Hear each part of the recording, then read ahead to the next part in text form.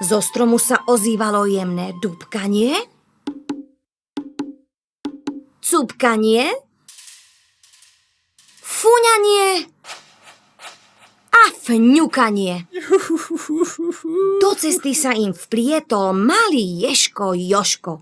Nervózne sa motkal v kruhu a nariekal. Ach, ja chudáčik. Ako sa teraz dostanem na ten kopček?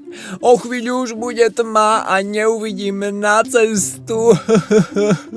Mohol by som ľahko zablúdiť. Ježko Jožko, čože tak nariekáš? Vyrábal som na kopčeku pod stromčekom hrebienky a kefy na česanie, no a v tom som začul hrozitánsky smiech. To škriatok špinko okolo